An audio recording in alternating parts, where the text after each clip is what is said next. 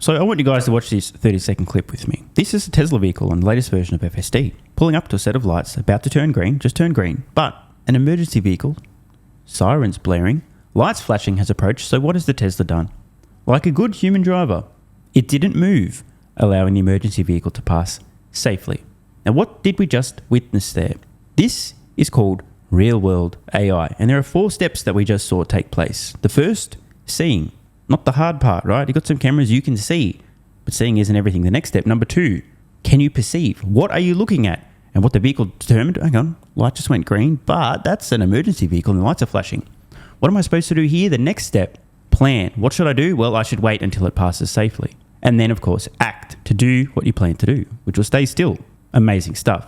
The gap between Tesla deploying robotaxis at scale is closing rapidly. We saw a massive breakthrough with V12. FSD was trained end-to-end on video, a complete rewrite built again from the ground up with an entirely new method of training. They deleted hundreds of thousands of lines of code. This was a breakthrough moment. I went absolutely ballistic apeshit, wouldn't shut up about it. Of course, analysts didn't care, finance media didn't care, most investors didn't care, and that was fine with me. I was still buying the stock hand over fist. But with version 13, we've now seen a huge quantum leap forward in terms of capabilities, human-like behavior. What are the final pieces of the puzzle? What's left to do? We're so close, folks, and the world is not ready. And when Tesla massively scales their robotaxi fleet, remember, an over-the-air software update will allow existing Tesla vehicles, 3s and Ys, to begin operating autonomously in the United States like that. When this happens, even before Tesla begins massively ramping up production of their dedicated Cybercab, an absolutely enormous disruption will take place. Not just in terms of transportation and people's preferences, not just in terms of Tesla's financials, revenue, and importantly profitability as a company, but the entire automotive and transport industries will change forever. Now, I don't know in the future how many actual vehicles will be produced per year. Today, give or take, it's roughly 100 million, a little less, but we'll round it up. But taxis, Ubers, Lyfts, their utilization rate, easily 5 times more. So what would the size of the automotive market be in the future when roads are flooded with robotaxis? The demand for personally owned vehicles is going to collapse. It will absolutely implode. So where does that leave companies today, who 15 years ago should have been scrambling to make electric vehicles and about a decade ago attempting to solve autonomy?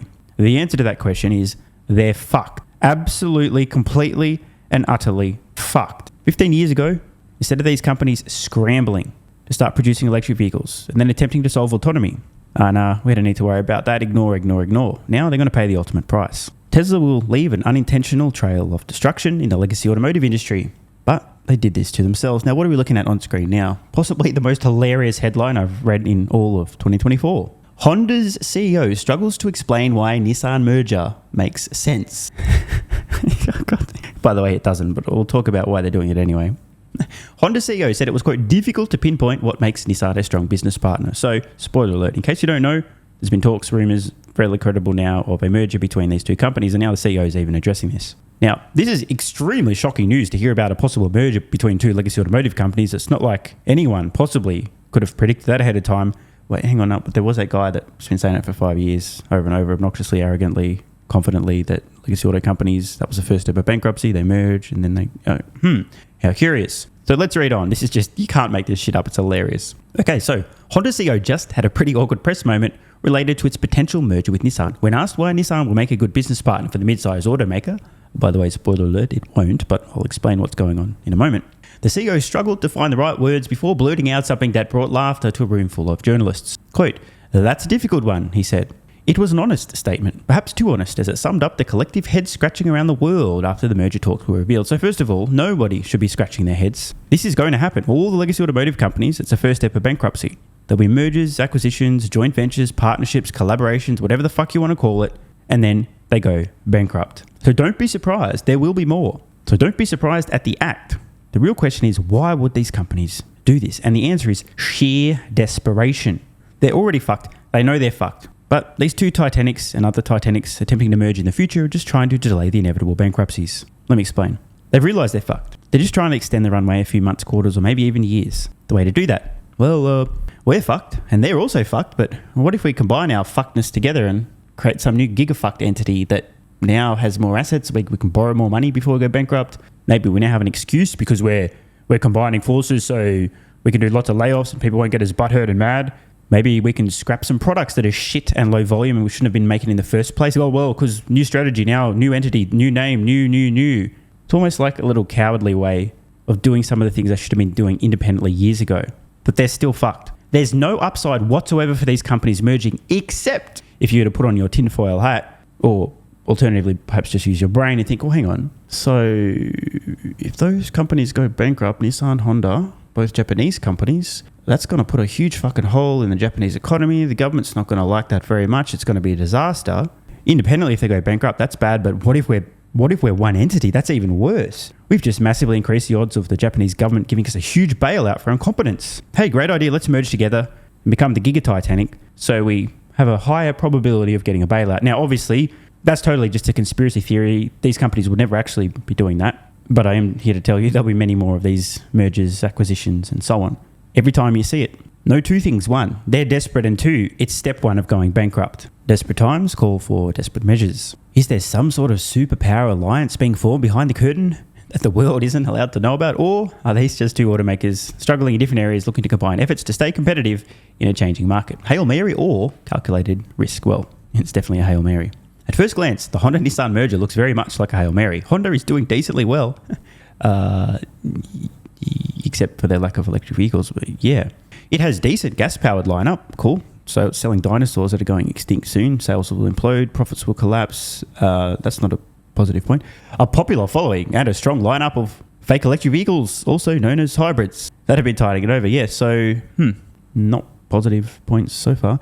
But the brand is struggling with electric vehicles after its partnership with Government Motors fell apart following the launch of the Honda Prologue. Its first homegrown long-range electric vehicle should rival...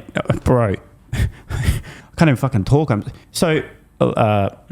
Honda have yet to release an electric vehicle. The closest they came was a failed partnership with Government Motors. And these morons... Look, I hate to say it, but the company... I feel bad for the employees, but the company, they deserve to go bankrupt. How is it the end of 2024... And I'm talking about a legacy automotive company that haven't even produced their first dedicated electric vehicle in the market independently. What the fuck? Apparently, when this is released, we'll get a better idea of how the company's electric vehicle tech stacks up to the competition.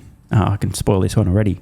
The specs may be okay-ish if you forget Teslas exist, but they're going to be losing so much money on these things that they're going to abandon the project or try and borrow a fuckload of money to eventually scale EVs to profitable production. Meanwhile, they still don't stand a chance. And you'd have to be brain dead as a lender to provide capital to a company who in 2025 have just released their first extremely unprofitable subpar electric vehicle in the same marketplace that there's dozens of pretty decent, very competitively priced Chinese electric vehicles.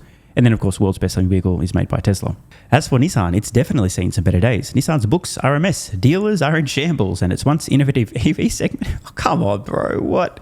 Is populated only by the not-so-popular Aria and the aged Leaf. So, from the outside looking in, especially when you consider that Nissan could be on the cusp of a hostile takeover by Foxconn, it very much seems like Honda is swooping in to be Nissan's white knight, despite their CEO saying that the merger is, quote, not a rescue. But the reasoning is questionable. It's hard to see how Honda would benefit, given how much overlap there is between the two companies, but there might be some unseen incentives that the folks at Honda have their eye on. Yeah, the unseen incentive is getting a bailout from the Japanese government after you both go bankrupt as a much bigger conglomerate, huge entity as opposed to independent companies. The bigger the hole that's going to be caused by the bankruptcy of this new entity in the Japanese economy, the more likely the Japanese government is to provide a bailout. Of course, that's a conspiracy. That's not actually why they're doing it. I'm just saying randomly that thing that isn't the truth. For example, Nissan has spent decades building a vast network of factories, loyal workers, and a tight supply chain. It also holds its own in Southeast Asia, where sales are still holding the brand above water. And hey, the Nissan Sakura is Japan's best-selling electric vehicle, even if it technically is just... See, if you have a vehicle like this, claiming it's the best-selling anything of any kind doesn't really paint a super accurate picture. It's a death machine on wheels. If you fart, this thing will blow over, right? They're super cheap, extremely dangerous. Don't get in a crash in one of these or you're fucked. It's a fucking clown car / death machine on wheels. You'll sell a lot of these things. If they cost less than a high-end handbag, and could probably fit in a handbag too, you'll sell a lot of them. There's a market for these in big cities, microcars, cool story. You're not making any money on these. And it's not apples to apples with an actual electric vehicle that people want. Your batteries can suck ass and they'll still be fine. You don't need to be super efficient. Your engineering can suck shit. There's so little mass and material that goes in that. So little safety equipment. And the article continues to go on and speculate. Maybe it's about powertrains. And supposedly analysts are skeptical. An automotive analyst, told Bloomberg that Honda, quote, needs to work with another company and, quote, to bolster its efforts on EVs and software-defined vehicles due to it being a mid-sized automaker. Honda, Nissan and Mitsubishi have already been working on doing exactly that. And Honda has already admitted that it will be, quote, rough to develop intelligent and electric vehicles by itself. So you've got to give credit, at least they're willing to admit the truth. But this statement is also true of every other legacy automotive company. It's not the area of expertise. Never was. So expecting them to become brilliant at something they've never done before, good fucking luck. Oh, this is juicy. I've just skipped ahead. Rumours have it that Japan's Ministry of Economy, Trade and Industry helped to influence a deal to avoid Foxconn's takeover of Nissan. So we can already see Japan, government, getting involved in the auto industry. Skipping ahead again, this is hilarious. In the article, it would be... this is so funny. It would inspire more confidence in the merger if the brands were a bit more forthcoming about the reasons for the potential merger. Oh, hang on. If the Japanese government is pushing it forward, as some speculate, it would at least explain why the merger talks are happening so spontaneously. So here we go.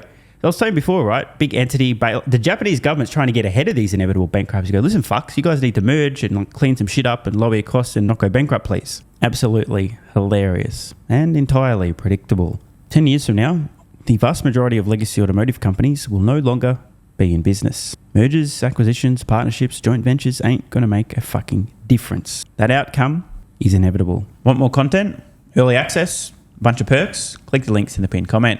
AG1 is awesome. I've been taking it daily now for more than 3 years. It's a great way to fill in nutritional gaps. It's packed full of vitamins, minerals, and whole food source nutrients, plus has prebiotics, probiotics, and adaptogens to improve gut health, regularity, and help your body handle stress. I'm always looking for an edge to help me feel and perform my best, which is why I haven't missed a day of AG1 for more than 3 years. Just try it and see how you feel. Click the link in the pinned comment or head to drinkag1.com/SMR and get yourself a free 1-year supply of vitamin D3 plus K2 and 5 travel packs. This is what viewers of the channel had to say after trying AG1. I feel like I have a lot more energy since I started on AG1. Just got my AG1 in the mail, legit feeling the effects after day 3. 3 months ago, I started AG1 and have been enjoying the evenness of alertness and energy that lasts the day. I just started the wife on it too. Are you convinced yet? I mean, hey, it's worth trying, right? Click the link in the pinned comment or head to drinkag1.com/SMR or I can keep going. This viewer, after about a month on AG1, definitely a lack of fatigue in the afternoon. Pleasant side effect is that my coffee intake has imploded and is almost down to 0. One more? Yeah, why not? I honestly feel younger and will be continuing to use AG1. This stuff really is crazy good. I didn't think it would be, but this stuff is awesome. It really is what everyone is saying. One more? Don't mind if I do. I've just received my 3rd month supply. I've drank it every day. I have so much energy throughout most of the day. I'm productive, started a new business, started socializing, refurbished a boat. It's no coincidence. Thank you for your persistence, your integrity, and your insights. Now look, these are not my words. These are not my testimonials. This is what you guys and girls are saying. Maybe it's 100% placebo effect. But even if that's the case, I think it's money well spent. Click the link in the pinned comment or head to drinkag1.com/SMR and get yourself a free 1-year supply of vitamin D3 plus K2 and 5 travel packs.